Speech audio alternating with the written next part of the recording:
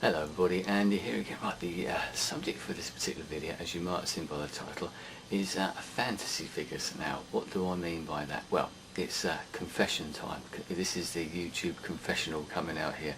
And one of those things I was thinking of today, I'll tell you how it came about. I went for a walk this afternoon. I was actually going to do a beach vlog today, but my wife decided to come with me on the walk down by the beach, and she doesn't like being in videos, and went to a different beach to the one that I normally go to.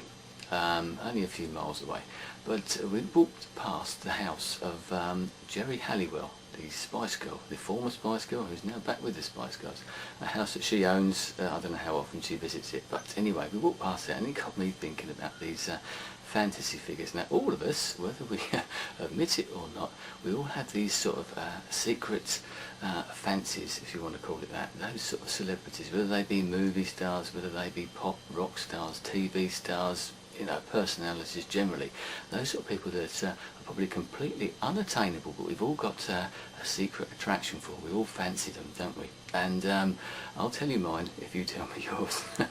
That's where to go. Now, I'll just say that Geri Halliwell isn't mine, but it just got me thinking that other people may well have their own, that she may well be yours, for example. But we have these from a sort of an early age, and we can probably all think back to people that we've secretly or openly sort of fancied, who were unattainable throughout our lives, right from an early age. Now, if I go through mine, I can remember, for those who remember the early James Bond films, anybody who remembers the film Goldfinger, and you may remember the actress who was died and was laid out in gold by the touch of Goldfinger himself, and that particular lady's name was Shirley Eaton. She's the one that I can remember, as a British actress, and she's the first one that I can remember. Now, I must have been fairly young at the time, I can't honestly remember, but just shows you how long I've been thinking about these things. Dreadful, isn't it? But she was the first one that I can think of. Other ones that I've obviously through the ages, but other ones that sort of stick out in my mind were, I remember a big impression was made on me by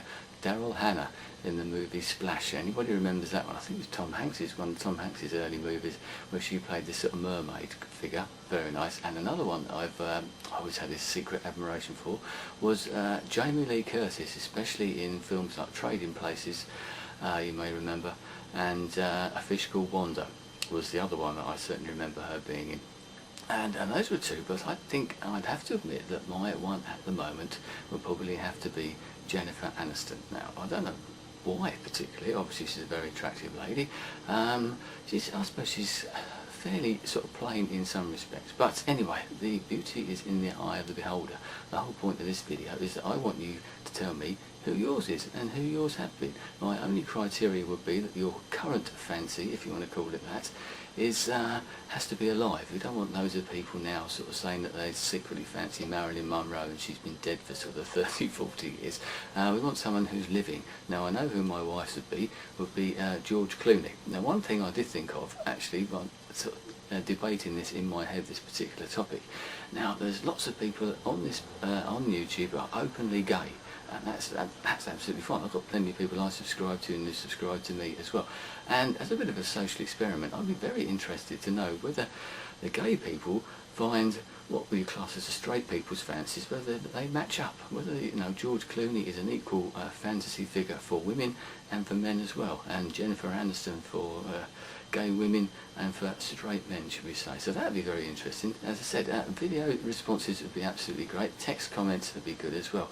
As I said, it's YouTube confessional time. As I said, Jennifer Aniston would definitely have to be mine. As I said, one of those completely unattainable figures. You never know. You never know, do you? You can always dream, can't you? Which is what we do most of the time, these things, but I'm not going to go into that. Anyway, that's enough from me. I think I've embarrassed myself far too much, but now it's your turn. Anyway, I shall speak to you again very shortly. Goodbye.